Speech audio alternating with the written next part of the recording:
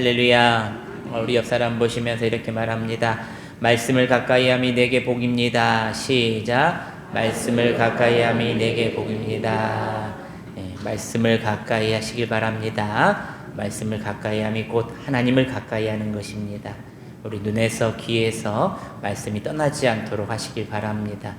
이 말씀이 점점 떠날 때 안 보고 싶고 또 잠깐 게으를 때 정말 우리에게 큰 환난과 역경이 다시 한번 찾아옵니다. 하지만 말씀을 계속 붙들고 계시다면 그 환난과 역경은 그저 스쳐 지나가게 되는 것입니다. 여러분, 말씀을 우리 손에서, 귀에서, 눈에서 떠나지 않도록 늘 가까이 하시는 여러분들이 되시기를 바랍니다. 저를 다시 한번 따라서 합니다. 말씀을 나에게 잘 접목시킵시다. 시작. 말씀을 나에게 잘 접목시킵시다. 아멘. 우리는 매일 어떤 길을 걸어갈 것인가를 선택하며 우리가 살아갑니다. 세상은 성공의 길, 돈의 길, 편리함의 길을 말하지만 성경은 마땅히 행할 길이 따로 있다라고 분명하게 말해줍니다. 잠언은 지혜서이며 특별히 오늘 본문 22장은 인생 전반에 걸쳐 반드시 지켜야 할 삶의 원리를 우리에게 가르쳐 주고 있습니다.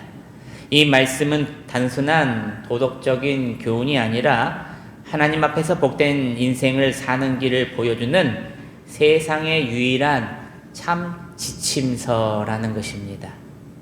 오늘 우리는 잠언 22장 전체를 통해서 하나님께서 우리에게 가르치시는 마땅히 행할 길이 무엇인지를 세 가지로 살펴보려고 합니다. 오늘 말씀의 제목입니다. 저를 한번 따라서 합니다. 마땅히 행할 길. 시작.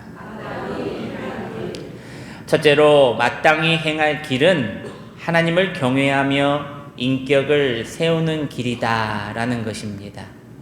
우리 1절 말씀을 다시 한번 봉독합니다. 1절 시작. 많은 재물보다 명예를 택할 것이요 은이나 금보다 은총을 더욱 택할 것이니라. 아멘. 세상은 이렇게 말합니다. 얼마를 가졌느냐, 얼마나 너희가 이루었느냐. 그러나 성경은 묻습니다. 어떤 사람이 되었느냐.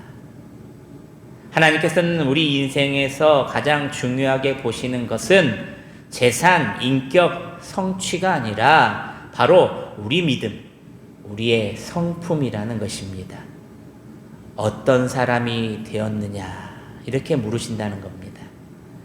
신앙의 길에서 쌓여있는 명예란 단순한 세상의 평판 정도가 아니라 하나님 앞에서 정직하게 살아온 신앙의 흔적, 바로 삶의 흔적이라는 것입니다.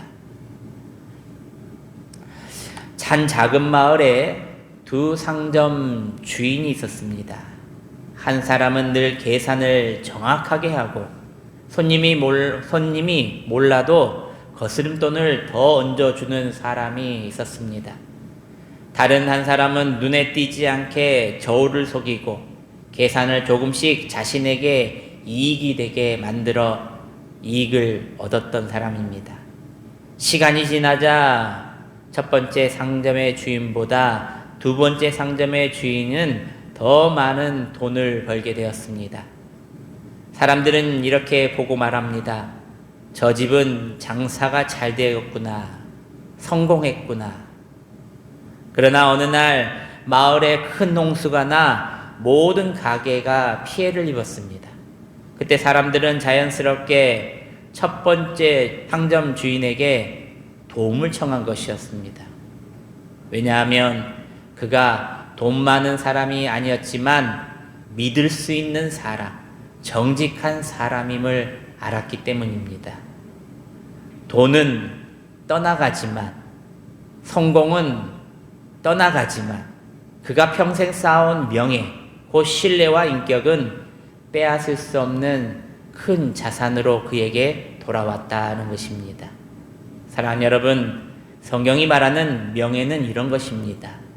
사람들 앞에서 드러내 보이는 성공이 아니라 아무도 보지 않는 자리에서도 하나님의 의식하며 바르게 살아온 삶의 모습을 바로 성경이 말하는 명예라는 것입니다. 그래서 잠언 22장 1절의 말씀에는 많은 재물보다 뭐를 택하라고 말합니까? 명예를 택하라는 것입니다. 왜냐하면 재물은 상황에 따라 달라질 수 있지만 하나님을 경외하며 쌓은 인격과 성품은 위기 속에서 더욱 그 빛을 발하기 때문입니다.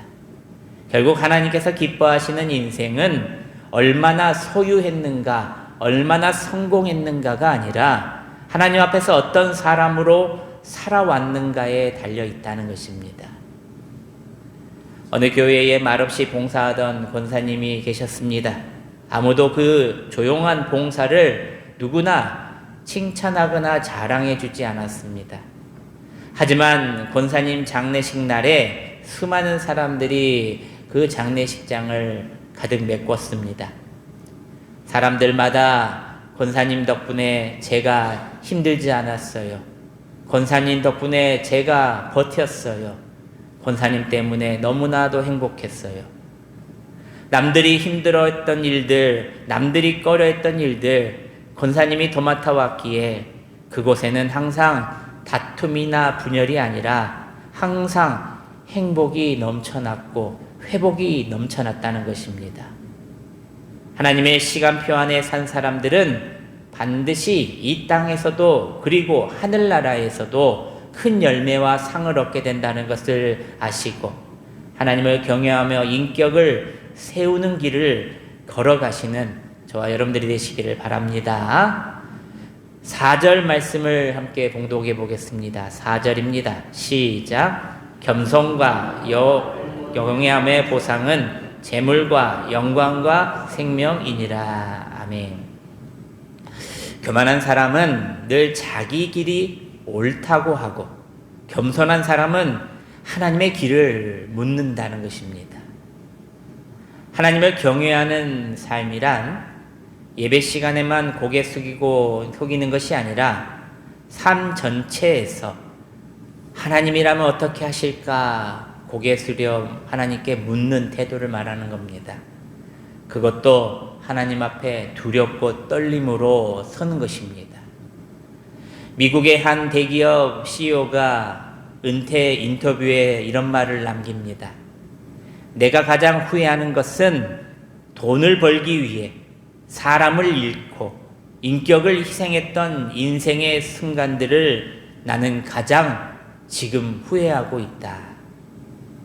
그는 말년에 큰 재산을 가졌지만 가정과 그리고 사람들에게 신뢰를 잃어버렸던 것이 가장 마음이 아팠다는 것입니다. 자식에게 신뢰를 잃은 자들, 사람들에게 신뢰를 잃은 것들, 그것이 자신이 은퇴한 이후에 남겨져 있던 것이었습니다.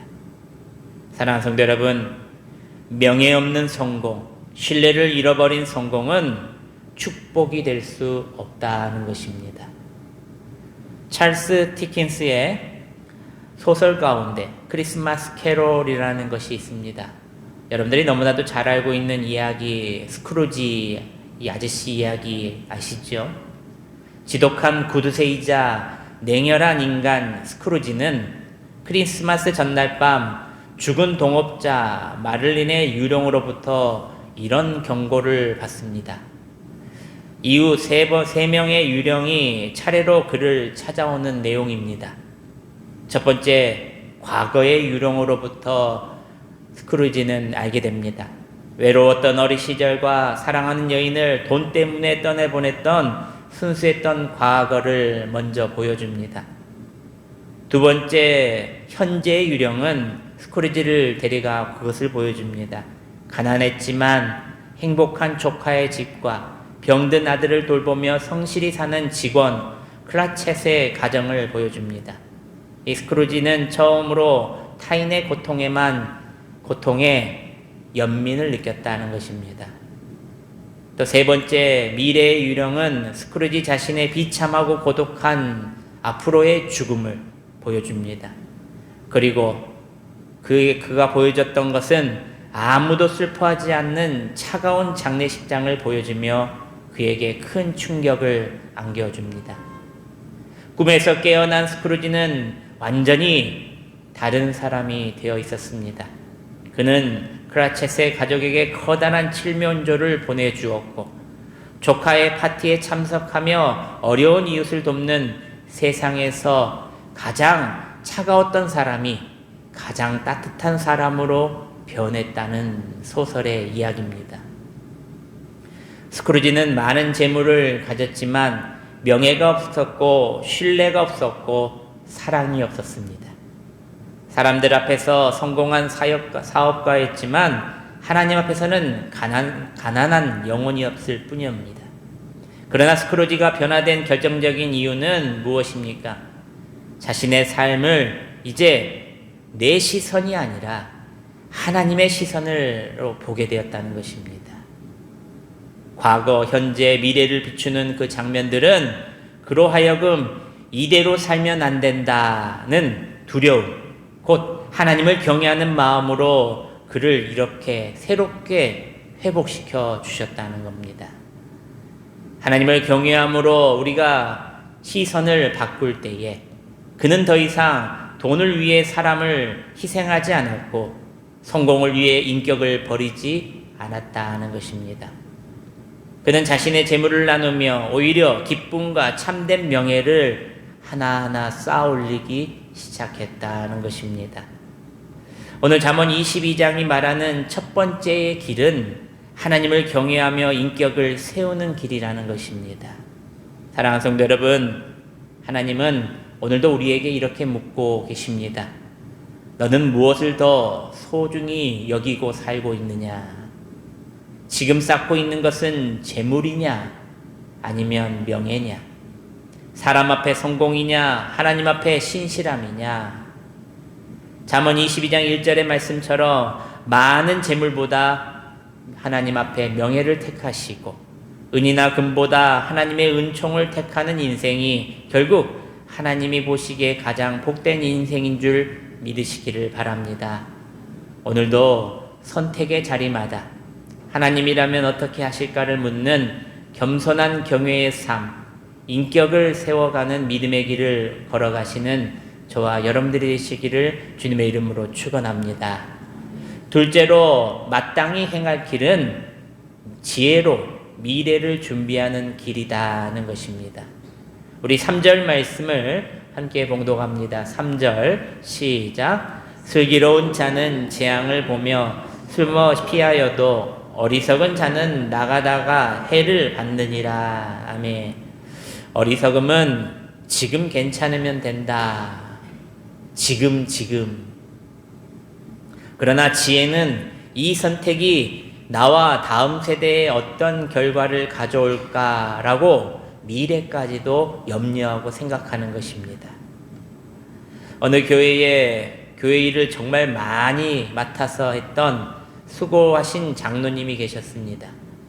새벽마다 밤까지 그 장로님은 교회를 위해서, 성도들을 위해서, 그리고 하나님을 위해서 헌신을 했습니다. 교회 안에서 저 장로님만큼 한 분은 없다라는 말을 들을 정도입니다. 그러던 장로님이 은퇴를 앞두고 이런 말씀을 남깁니다. 이제 은퇴하면 끝이지요. 나는 내 할 일 다 했습니다. 그 말 속에는 어쩌면 이런 마음이 있을 줄 모릅니다. 지금까지 잘해왔으니 괜찮아. 이제는 다음 사람들 몫이지. 그런데 시간이 지나고 보니 그 장로님이 혼자 다 맡아서 처리하던 일들이 후임자에게는 너무 큰 부담이 되었고 미리 세워진 사람도 준비된 구조도 없이 갑자기 큰 공백이 생기고 교회가 어려움이 생기게 말았다는 것입니다. 그 순간 교회는 어려움을 겪게 되었고 그제야 장로님은 이렇게 깨달으며 고백했다고 합니다. 그때 내가 조금만 더 교회를 위해서 준비했더라면, 내가 은퇴한 이유를 한 번만 더 중요하게 생각했더라면, 후배들을 위해서 잘 가르쳤더라면 좋았을 텐데. 사랑하는 성도 여러분, 어리석음은 이렇게 말하고 있습니다. 지금 괜찮으면 된다.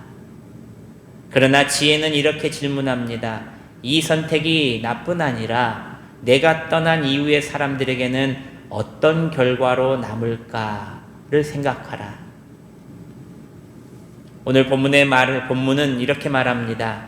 슬기로운 자는 재앙을 보면 숨어 피한다. 지혜로운 사람은 미래를 내다보고 미리 준비하는 사람이다 하는 것입니다. 우리 교회도 오늘 이게 36년의 역사까지 이렇게 왔습니다. 우리가 37년, 38년, 39년, 40년까지 우리가 이어가기 위해서는 미래의 사람들을 내다보고 더욱더 미래의 후배들을 양성해야 한다는 것입니다. 우리의 신앙도 마찬가지입니다. 지금 열심히 하는 것으로는 끝나는 신앙이 아니라 다음 세대가 안전하게 걸어갈 수 있도록 다음 세대가 이 믿음의 유산을 잘 이어받고 유지하고 또 발전시킬 수 있도록 그 길을 열어주고 남겨주어야 한다는 것입니다. 그것이 바로 지혜로 미래를 준비하는 길이라는 것을 믿으시기를 바랍니다. 우리 6절 말씀입니다. 우리 함께 6절 말씀을 봉독해 보겠습니다. 시작. 마땅히 행할 길을 아이에게 가르치라. 그리하면 늙어도 그것을 떠나지 아니하리라. 아멘. 이 말씀은 단순한 교육 방법이 아니라 신앙적 책임 선언입니다. 이게 아이에게만 해당되는 것이 아니라 믿음의 후배들에게도 해당되는 것입니다. 자녀는 저절로 믿음의 사람이 되지 못합니다. 부모의 말보다 부모의 삶을 통해서 그것을 더 깊이 보고 깊이 알게 된다는 것입니다. 어느 목사님이 이런 질문을 받았습니다. 목사님, 자녀가 믿음의 길에서 떠날까봐 너무나도 두렵습니다. 그때 목사님이 그에게 이렇게 대답했다고 합니다. 아이에게 성경을 읽으라고 말하기 전에 아이 앞에서 성경을 읽고 계십니까? 자녀는 우리가 가르친 말을 따라하기보다 우리가 실제로 걷는 길을 따라 걷는다는 것입니다. 사랑하는 성도 여러분, 가정 안에서 우리가 걷는 신앙길이 다음 세대의 이정표가 된다는 것을 꼭 기억하시기를 바랍니다. 여러분들의 교회 생활이, 교회 모습들이 우리 다음 세대들에게 또 본받는 이정표가 되기를 축복합니다. 마지막 셋째로 마땅히 행할 길은 정직과 성실로 끝까지 걷는 길이다는 것입니다. 우리 17절 말씀 함께 봉독해 보겠습니다. 시작. 너는 귀를 기울여 지혜 있는 자의 말씀을 들으며 내 지식에 마음을 둘지어다. 아멘. 세상에는 빠른 길들이 너무나도 많습니다. 편법, 타협, 불의, 거짓. 어느 드라마를 보니까요, 출세를 위해서, 빠른 길을 위해서 무릎을 꿇고 고개를 숙이고 불법을 자행하고 온갖 편법과 타협과 불의와 거짓, 그것으로 올라갈 때 올라가더라도 아주 높은 곳으로 올라가기 위해서 발버둥치는 그런 드라마가 얼마 전에 나왔습니다. 여러분, 세상에는 빠른 길이 참으로도 많습니다. 우리의 양심을 내려놓고 우리의 신앙을 버린다면 얼마든지 올라갈 수 있겠지요. 그러나 잠언은 분명하게 우리에게 말해줍니다. 형통해 보이는 악인의 길은 오래가지 않는다. 하나님께서는 속도를 보지 아니하시고 방향을 보고 계신다는 겁니다. 빨리가 아니라 네가 잘 가고 있느냐, 네가 올바른 길로 잘 방향을 잡고 가고 있느냐를 하나님께서는 보고 계신다는 겁니다. 우리 29절 말씀을 마지막으로 우리 공독해 보겠습니다. 29절 시작. 내가 자기의 일에 능숙한 사람을 보았느냐? 이러한 사람은 왕 앞에 설 것이요 천한 자 앞에 서지 아니하리라. 아멘. 성실은 당장은 빛나지 않아도 시간이 지나면 반드시 드러난다는 것입니다. 하나님께서는 조용히, 묵묵히, 정직하게 걷는 사람을 반드시 높이시기 때문입니다. 성경 여러 곳곳에서 하나님께 묵묵하게 성실히 최선을 다한 자를 하나님께서 사용하시고 하나님께서 높이셨다는 것을 여러 성경 인물들에서 보게 됩니다. 요셉의 인생을 한번 보시면 그는 억울한 길을 걸었지만 그는 정직한 길에서 벗어나지 않았다는 것입니다. 감옥에서도 성실했고 억울함 속에서도 하나님을 경외했습니다.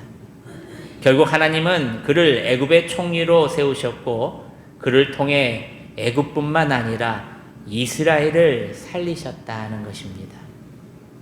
요셉이 바꾼 것은 환경이 아니라 태도였고 하나님이 바꾸신 것은 그의 인생이었다는 것입니다.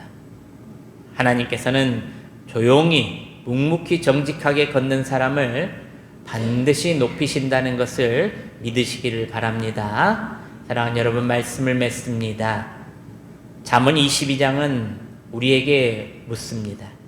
나는 명예보다 이익을 택하며 살고 있지는 않는가? 나는 오늘만을 위해 미래를 희생하고 있지는 않는가? 나는 정직한 길 대신 쉬운 길을 부러워하고 그 길로 가고 있지는 않는가? 하나님께서 우리에게 요구하시는 것은 완벽한 인생이 아니라 마땅히 행할 길을 끝까지 걷는 것입니다. 비록 느려 보여도, 비록 손해처럼 보여도 하나님을 경외하며 지혜로 준비하고 정직과 성실로 오늘도 바르게 하나님 보시기에 잘 걸어가는 것을 보고 계시길 원한다는 겁니다. 우리의 길 끝에는 하나님이 예비하신 생명과 평안과 영광이 있다는 것을 믿으시고 오늘도 내일도 주님 앞에서 마땅히 행할 길을 가며 하나님께서 예비하신 상을 나와 내 후손들까지도 받아 누리는 축복을 얻으시기를 예수님의 이름으로 축원합니다. 기도하겠습니다.